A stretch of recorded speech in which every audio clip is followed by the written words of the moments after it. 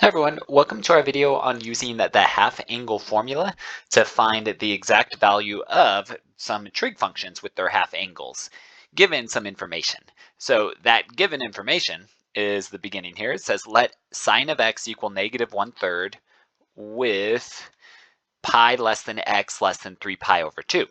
Well, this is the first thing we want to set up, which is a SOH CAH TOA problem. So a lot of these are either use SOH CAH TOA and formulas or use the unit circle and formulas. So here we're using SOH CAH TOA, where they're telling us sine of x equals -1/3. So I'm just drawing my triangle. So there's the angle x, and then we have opposite hypotenuse. Let's put sine of x equal -1/3 here. And then all we really need is cosine of x out of it afterwards. So just these two are usually the main ones. We are in quadrant 3 based on that information. So that means our cosine should also be negative. And then, well, we can find it. It's the adjacent squared that's missing. So adjacent squared plus 1 squared would equal 3 squared. And then we've got the adjacent squared plus 1 equals 9. We can subtract the 1 over. So adjacent squared is 8. And then we can square root both sides to get our adjacent side all by itself. So the square root of 8, again, I put plus minus, but I'm going to choose the plus for this triangle. But the square root of 8 is the same thing as the square root of 4 times the square root of 2. And we could do the square root of 4. So we should probably use 2 square root 2 instead of square root of 8. Okay, so there's our opposite, adjacent, and a hypotenuse ready to go. So our cosine of x is the adjacent side, 2 square root 2 over the hypotenuse, 3. But then I look up and say, oh, it's highlighted, quadrant 3, negative. Okay, so that's our first step, just getting those trig functions. And then now that we have those, we use our formulas for the half angle. Formula for half angles. All right, so cosine of x over 2 is plus or minus big square root and then 1 plus cosine of x over 2. So it looks like that. And then the sign also looks just like that, but minus instead. Well, the plus or minus is dependent on this x over 2. All right, so we don't know where that quadrant is yet, but we do have this information. Okay, we were in quadrant 3, so let's put this to the side. So currently we have pi is less than x is less than 3 pi over 2. But again, we need to know where x over 2 is, not just x. Well, to get an x over 2, I need a 2 right here. So that means all of these should also have a 2 multiplied down in the denominator with them. And then we can simplify and we would say, well, that's pi halves less than the angle that they're saying right here. Again, I'm trying to bold it more. That angle is less than 3 pi fourths. Well, pi halves is this top axis, and then 3 pi quarters is about here. So it's saying it's in between there and there, which is in quadrant 2. Okay, so this is a quadrant 2 angle. So that means for cosine, we should choose the negative.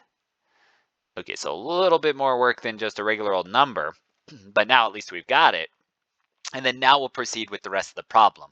So we do have cosine of x equaling that number right there. So that's this cosine of x is what's being changed. So we'd have negative square root 1 plus, and then let me do color blue still. So negative 2 square root 2 over 3, and then divided by 2, all under that big old square root.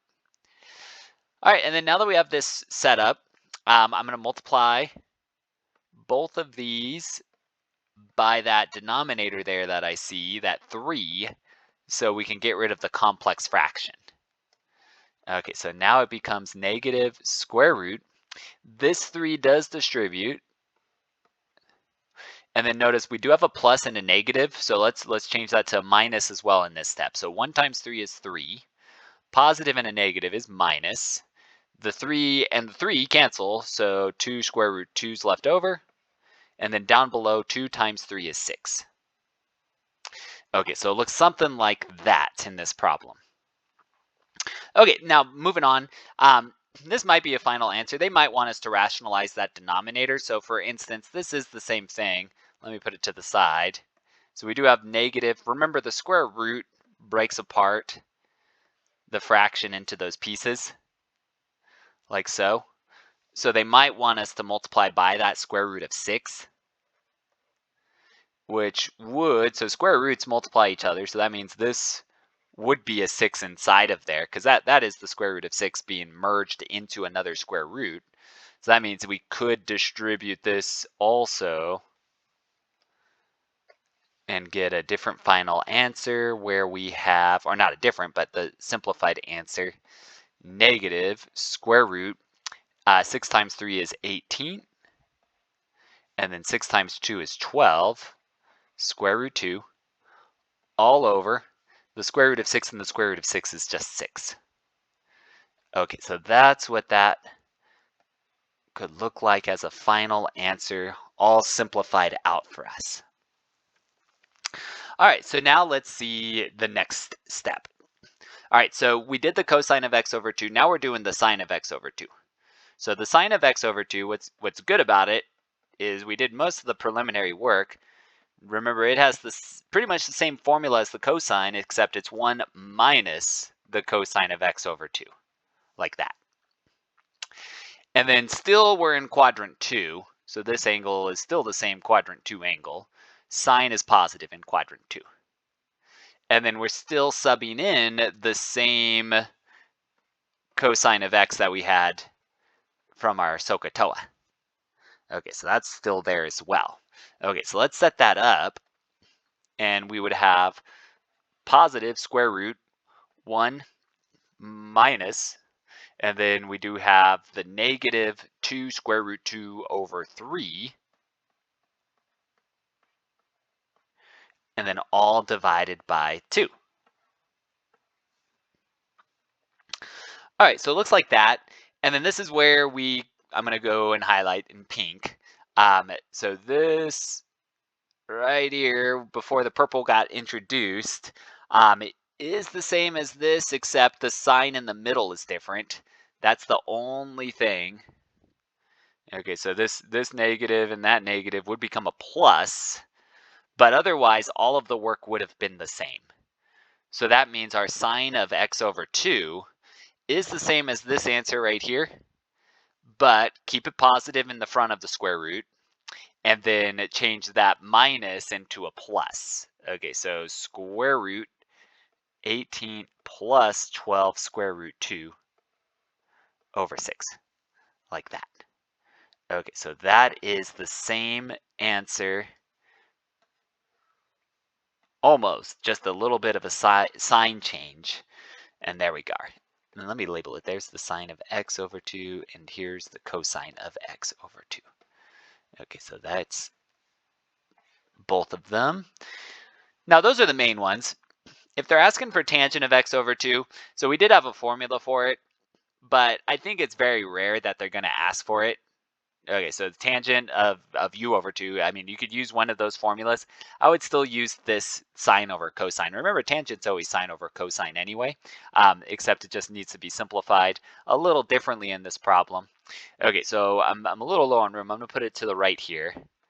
So tangent of x over 2, I'm saying would be sine of x over 2 divided by cosine of x over 2. And then we have both of those answers. Let me put this a little over to the left. So big fraction. Sine of x over 2 is that weird looking number. Okay, so we've got big square root 18 plus 12 square root 2 over 6. And then the cosine of it is the negative square root of 18 minus 12 square root 2 over 6. Now, just like always with tangent, those denominators cancel, so 6 and 6 are gone. And then we would have the tangent of x over 2 is equal to now I do have a negative in the bottom. I would probably move that to the front or to the top. but the top still is square root of 18 plus 12 square root of 2 divided by the square root of 18 plus, minus, let me go back, sorry, minus 12 square root of 2. Oh, I wrote 6, I meant to say 2, sorry. So rewrite that. Okay, so little fixes. Okay, so there we go. So the 6 got canceled. I was looking at the 6 when I wrote that, sorry. Okay, so this is probably fine. Okay, so when we get crazy looking answers, often they don't care too much about how far it simplifies. So I'm going to box it. I would say it's probably done. I think most things would accept this. So like an online homework or written. But if we did want to simplify it further, okay, so I'm real low on room. I'm going to put that over here. Remember, it would be one big square root like that. Okay, and at least we could simplify because each of these have a factor of 6 involved. So we could take out a 6 to have 3 plus 2 square root 2, and then 6, 3 minus 2 square root 2, and then the 6's cancel. And then what we would do is they would probably say, well, you could also multiply this by the conjugate down there.